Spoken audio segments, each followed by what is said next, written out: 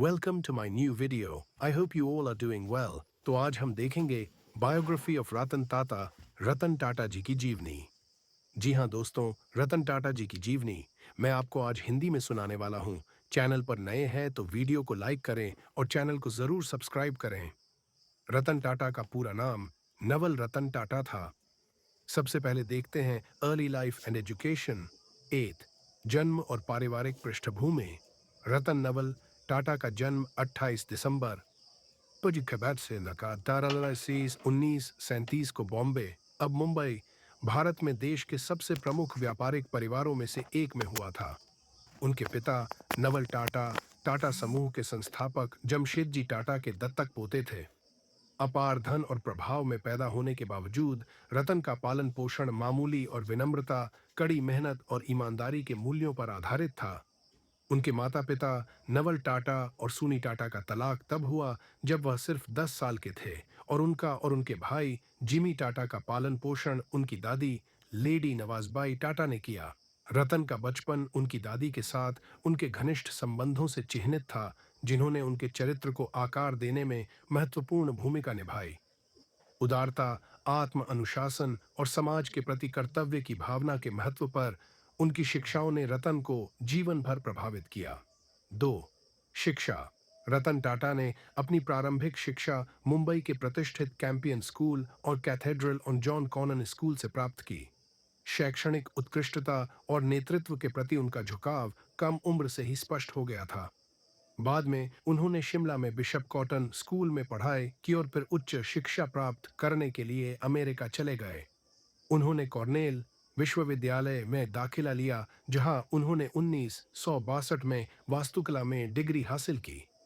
वास्तुकला रतन का पहला प्यार था और वे फ्रैंक लॉयड राइट जैसे आधुनिकतावादी वास्तुकारों से बहुत प्रभावित थे।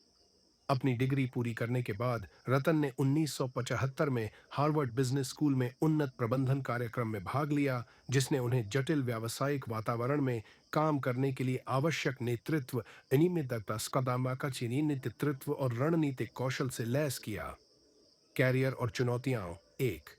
टाटा समूह में प्रवेश। भारत लौटने पर रतन टाटा 1962 में टाटा समूह में शामिल हो गए।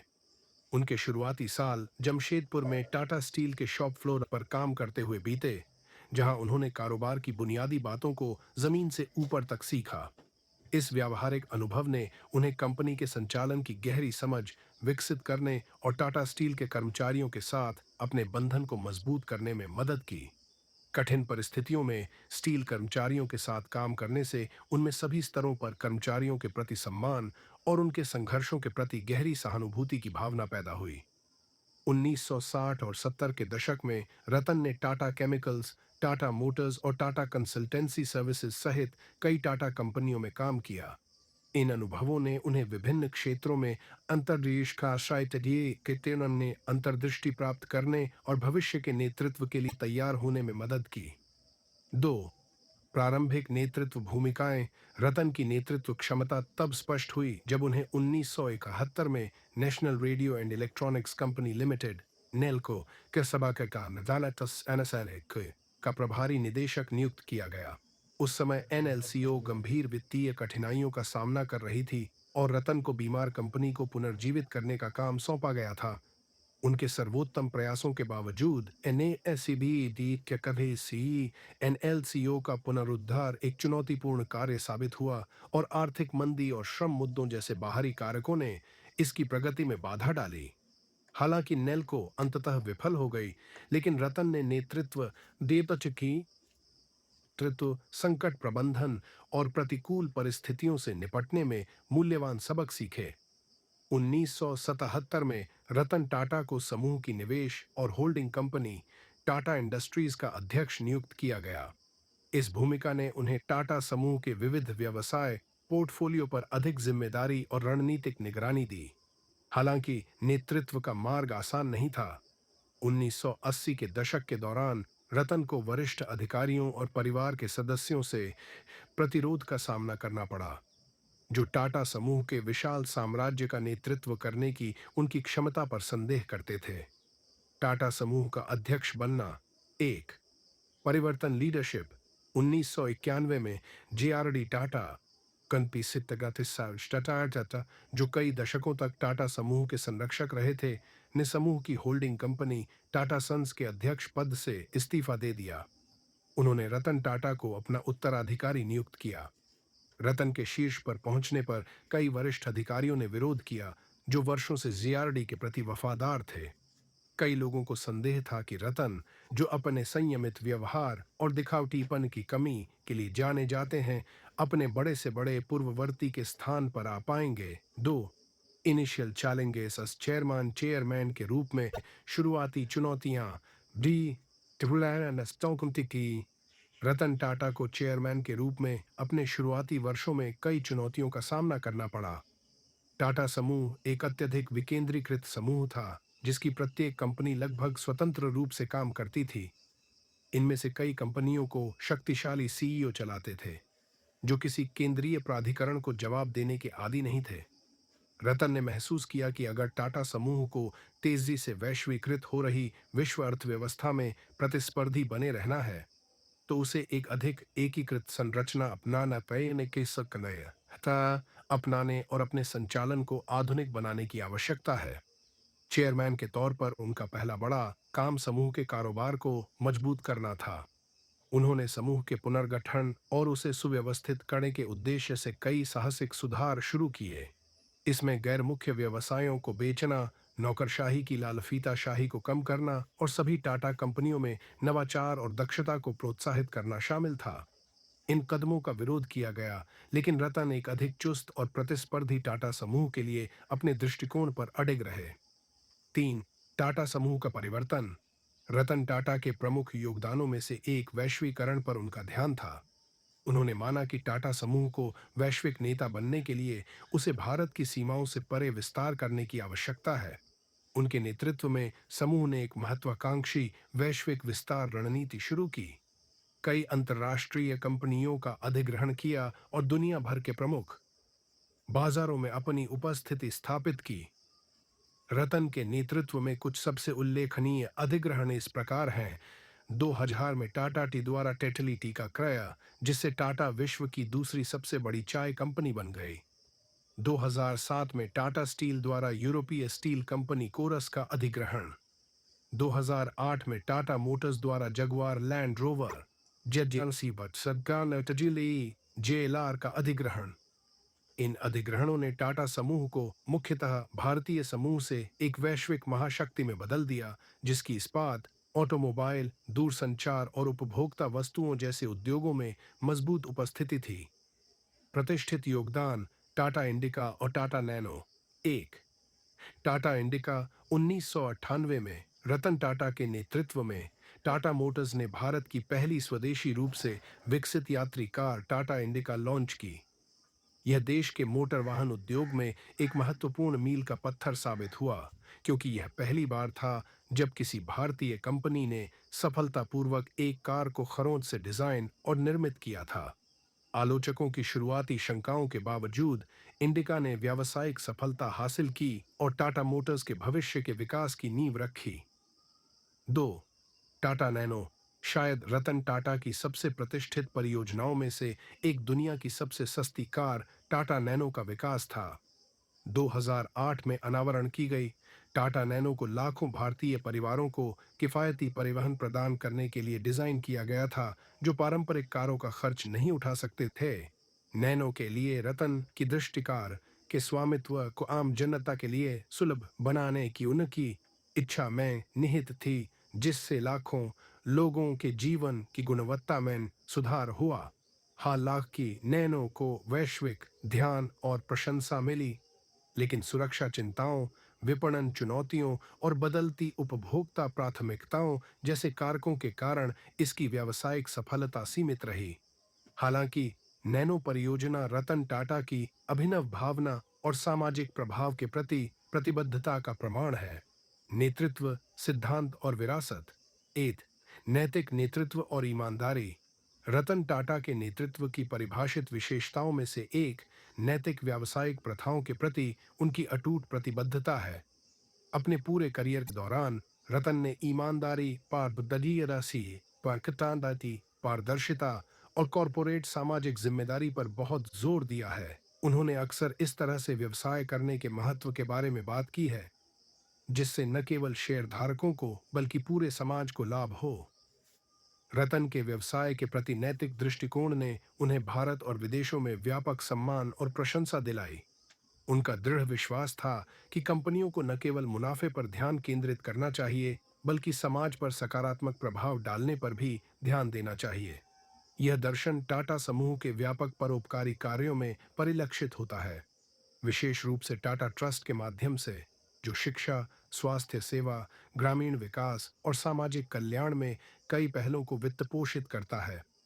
2. जन केंद्रित नेतृत्व। रतन टाटा हमेशा से ही अपनी विनम्र और जन केंद्रित नेतृत्व शैली के लिए जाने जाते रहे हैं। भारत के सबसे बड़े व्यापारिक साम्राज्यों में से एक के प्रमुख होने के बावजूद वे मिलनसार, सहानुभूतिपूर्ण और जमीन से जुड़े रहे। वे अक्सर व्यक्तिगत रूप से कारखानों का दौरा करते थे, सभी स्तरों पर कर्मचारियों से बातचीत करते थे और उनकी चिंताओं को सुनते थे। लोगों के प्रति उनकी गहरी सहानुभूति और देखभाल की भावना 26 नवंबर मुंबई आतंकवादी हमलों के प्रति उनकी प्रतिक्रिया से स्पष्ट होती है। हमलों के बाद जो सरदनी श्री द्वारा आता है, जिसमें प्रतिष्ठित ताजमहल पैलेस होटल टाटा समूह के स्वामित्व में को निशाना बनाया गया था, रतन ने व्यक्तिगत रूप से राहत कार्यों की देखरेख की। उन्होंने सुनिश्चित किया कि होटल के कर्मचारियों और मेहमानों सहित पीड़ितों के परिवारों को वित्तीय सहायता और भावनात्मक सहायता प्रदान की जाए। संकट से निपटने के उनके दयालु तरीके ने उन्हें व्यापक प्रशंसा दिलाए। परोपकार और सामाजिक प्रभाव। 1. टाटा ट्रस्ट और परोपकार। रतन टाटा की परोपकार के प्रति प्रतिबद्धता टाटा परिवार की विरासत में गहराई से समाहित है। टाटा समूह लंबे समय से अपने परोपकारी प्रयासों के लिए जाना जाता है, जिसके मुनाफे का एक बड़ा हिस्सा टाटा ट्रस्ट के माध्यम से सामाजिक कारणों के लिए निर्देशित किया जाता है। रतन टाटा ने इस परंपरा को जारी रखा है। स्वास्थ्य सेवा, शिक्षा, ग्रामीण विकास और पर्यावरणीय स्थिरता जैसे क्षेत्रों में कई तरह की पहल का समर्थन किया है। उनके नेतृत्व में टाटा ट्रस्ट ने भारत में वंचित समुदायों के जीवन की गुणवत्ता में सुधार लाने के उद्देश्य से कई कार्यक्रमों को वित्त पोषित किया है। रतन व्यक्तिगत रूप से कई धर्मार्थ पहलों में भी शामिल रहे हैं, जिनमें ग्रामीण क्षेत्रों में शिक्षा और स्वास्थ्य सेवा को बढ़ावा देने के प्रयास शामिल हैं। 2. नवाचार और स्टार्टअप के लिए समर्थन। हाल के वर्षों में रतन टाटा भारत के उभरते स्टार्टअप इकोसिस्टम के एक प्रमुख समर्थक के रूप में उभरे हैं। उन्होंने कई अभिनव स्टार्टअप में निवेश किया है, खासकर प्रौद्योगिकी और ई-कॉमर्स क्षेत्रों में। उन्होंने जिन कंपनियों का समर्थन किया है उनमें ओला, पेटीएम, जिवमे, अर्बन क्लैप और लेंसकार्ट शामिल हैं। इन स्टार्टअप में रतन का निवेश नवाचार और उद्यमिता की परिवर्तनकारी शक्ति में उनके विश्वास को दर्शाता है। उन्होंने अक्सर युवा प्रतिभाओं को पोषित करने और डिजिटल युग में भारत के विकास को आगे बढ़ाने वाले उद्यमियों की अगली पीढ़ी का समर्थन करने के महत्व के बारे में बात की है। Awards and honours. Ratan Tata के व्यवसाय, समाज और परोपकार के क्षेत्र में योगदान को व्यापक रूप से मान्यता मिली है। उन्हें भारत और विदेशों में कई पुरस्कार और सम्मान मिले हैं। इनमें से कुछ सबसे उल्लेखनीय हैं: पद्म भूषण 2000 और पद्म विभूषण 2008, भारत के दो सर्वोच्च नागरिक सम्मान। ब्रिटेन भारत संबंधों में उनके योगदान के लिए 2009 में उन्हें मानद knight commander of the order of director British empire KB से सम्मानित किया गया। टाटा ट्रस्ट के माध्यम से उनके परोपकारी प्रयासों के लिए उन्हें कार्नेगी मेडल ऑफ फिलैंथ्रोपी 2007 से सम्मानित किया गया। व्यवसाय और समाज में उनके योगदान के लिए विभिन्न प्रतिष्ठित संस्थानों और संगठनों से लाइफटाइम अचीवमेंट पुरस्कार। व्यक्तिगत जीवन एवं रुचियां। अपनी अपार सार्वजनिक प्रतिष्ठा के बावजूद रतन टाटा एक निजी और आरक्षित व्यक्ति के रूप में जाने जाते हैं। उन्होंने कभी शादी नहीं की और उनके निजी जीवन के बारे में बहुत कम जानकारी है। हालांकि उन्होंने अक्सर कारों, वास्तुकला और जानवरों के प्रति अपने प्यार के बारे में बात की है। वास्तव में रतन एक उत्साही कार उत्साही हैं और उनके पास पुरानी कारों का संग्रह है। वह पशु कल्याण के लिए एक भावुक वकील भी हैं और उन्होंने आवारा जानवरों की रक्षा के उद्देश्य से कई पहलों का समर्थन किया है। रतन टाटा ने हमेशा एक साधारण जीवन शैली अपनाई है। वे लाइमलाइट से दूर रहना पसंद करते हैं और अपने काम पर ध्यान केंद्रित करते हैं। उनकी विनम्रता, सादगी और जिम्मेदारी की गहरी भावना ने उन्हें दुनिया भर के महत्वाकांक्षी उद्यमियों और नेताओं के लिए एक आदर्श बना दिया है। रतन टाटा का नाम भारतीय उद्योग जगत में सम्मान और प्रतिष्ठा के साथ लिया जाता है, लेकिन उनकी व्यावसायिक सफलता के साथ साथ उनकी निजी जिंदगी और खासकर उनकी प्रेम कहानियां भी लोगों के लिए हमेशा जिज्ञासा का विषय रही हैं।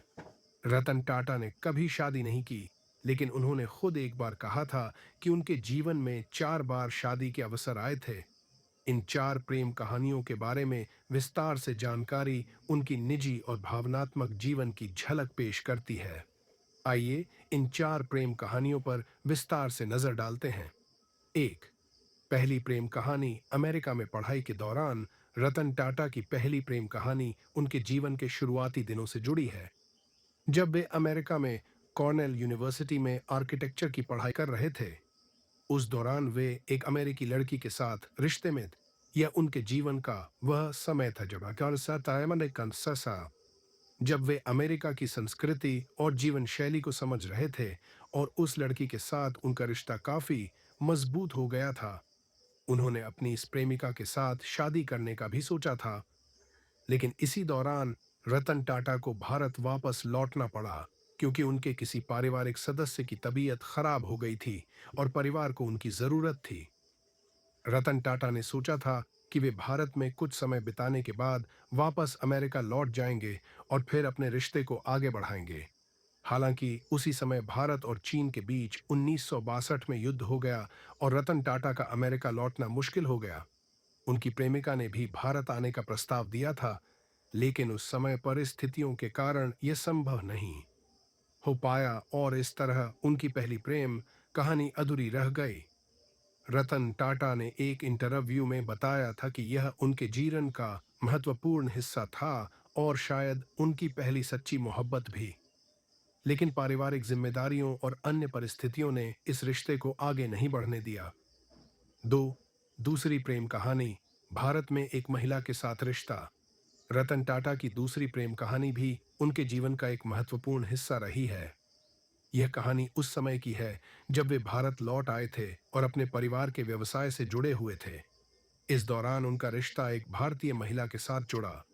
यह प्रेम कहानी काफी सीरियस थी और दोनों के बीच गहरा भावनात्मक लगाव था। रतन टाटा और उनकी इस प्रेमिका के बीच रिश्ते को लेकर परिवार और दोस्तों के बीच भी चर्चा थी और माना जा रहा था कि वे दोनों जल्द ही शादी कर लेंगे। लेकिन फिर एक बार रतन टाटा की जिम्मेदारियों और करियर की प्राथमिकताओं के कारण यह रिश्ता आगे नहीं बढ़ सका। रतन टाटा के बिजनेस और काम के प्रति गहरे समर्पण ने उनके निजी जीवन में मुश्किलें पैदा कर दीं और इस रिश्ते का अंत हो गया। 3। तीसरी प्रेम कहानी अंतर्राष्ट्रीय महिला के साथ। रतन टाटा की तीसरी प्रेम कहानी एक अंतर्राष्ट्रीय महिला से जुड़ी है जिसकी जानकारी बहुत सीमित है। इस रिश्ते के बारे में मीडिया में बहुत कम जानकारी है, लेकिन यह कहा जाता है कि रतन टाटा और यह महिला एक दूसरे के काफी करीब थे। यह प्रेम कहानी भी उनके जीवन के एक निजी और महत्वपूर्ण पहलू को उजागर करती है। हालांकि इस रिश्ते के बारे में ज्यादा जानकारी उपलब्ध नहीं है, लेकिन यह कहा जाता है कि रतन टाटा और उस महिला के बीच गहरी मित्रता और भावनात्मक जुड़ाव था, लेकिन अन्य कारणों से यह रिश्ता भी शादी में तब्दील नहीं हो सका। रतन टाटा के काम और उनकी जिम्मेदारियों के प्रति समर्पण ने फिर से उनके निजी जीवन को प्रभावित किया और यह प्रेम कहानी भी अधूरी रह गई। चौथी प्रेम कहानी पारिवारिक रिश्ते के कारण टूटे रिश्ते। रतन टाटा की चौथी प्रेम कहानी के बारे में कहा जाता है कि यह सबसे खास थी। इस बार उनका रिश्ता एक महिला के साथ काफी गंभीर था और दोनों शादी करने के लिए तैयार थे। परिवार और दोस्तों के बीच भी यह चर्चा थी कि रतन टाटा इस बार शादी करेंगे, लेकिन परिवार के कुछ सदस्यों के असहमति के कारण यह रिश्ता भी टूट गया। प्रेम कहानियों का उनके जीवन पर प्रभाव। रतन टाटा की प्रेम कहानियां उनके जीवन पर गहरा असर डालने वाली रही हैं। उनका विवाह न करने का फैसला और उनके द्वारा जीवन में चुने गए रास्ते इस बात को दर्शाते हैं कि वे एक जिम्मेदार और संवेदनशील व्यक्ति हैं, जो समाज और परिवार के प्रति अपनी जिम्मेदारियों को प्राथमिकता देते हैं। उनकी प्रेम कहानियां एक तरह से उनकी प्रेरणा का स्रोत भी रही हैं। उन्होंने हमेशा अपने व्यक्तिगत जीवन से सीख लेकर अपने व्यावसायिक और परोपकारी कार्यों में उत्कृष्टता हासिल की। रतन टाटा का यह दृष्टिकोण कि प्रेम और जिम्मेदारी के बीच संतुलन कैसे बनाया जाए, उनके जीवन के अद्वितीय पहलुओं में से एक है। रतन टाटा ने हमेशा अपने तैया खाते का शिनादा आने से अपने परिवार को प्राथमिकता दी है, और इसी कारण वे इस रिश्ते को आगे नहीं बढ़ा सके। यह उनकी चौथी और अंतिम प्रेम कहानी मानी जाती है, जिसमें एक बार फिर से उनके पारिवारिक और व्यावसायिक जिम्मेदारियों ने उनके निजी जीवन पर प्रभाव डाला। प्रेम और जिम्मेदारियों के बीच संतुलन। रतन टाटा की इन चार प्रेम कहानियों से यह स्पष्ट होता है कि उनका जीवन केवल व्यावसायिक सफलता से ही नहीं, बल्कि मानवीय संवेदनाओं और भावनाओं से भी भरा हुआ है।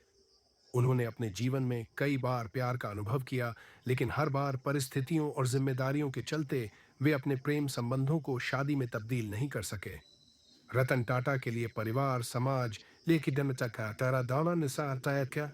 काला बेटा चकदसा से मार और अपने काम के प्रति जिम्मेदारी हमेशा से महत्वपूर्ण रही है। उनके जीवन में कई बार शादी के मौके आए, लेकिन उन्होंने हमेशा अपने कर्तव्यों और जिम्मेदारियों को प्राथमिकता दी।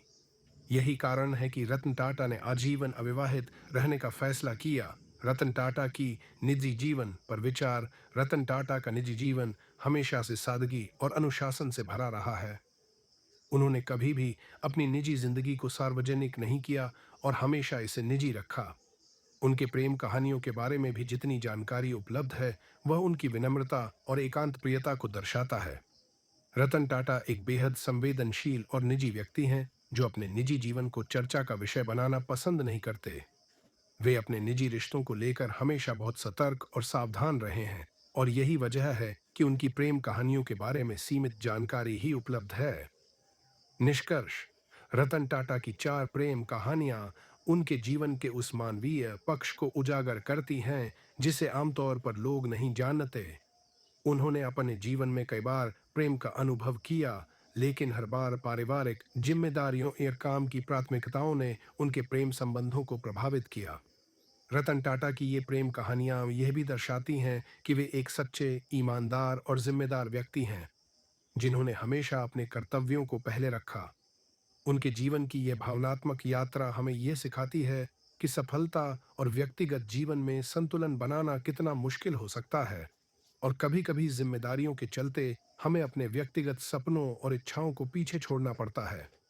रतन टाटा की प्रेम कहानियां उनके व्यक्तित्व की गहराई को दर्शाती हैं, और यह भी बताती हैं कि वे न केवल एक महान व्यवसायी हैं, बल्कि एक संवेदनशील और भावनात्मक इंसान भी हैं, जिन्होंने अपने जीवन में प्रेम को अनुभव किया है, लेकिन हमेशा अपने सिद्धांतों और जिम्मेदारियों को सर्वोपरि रखा है।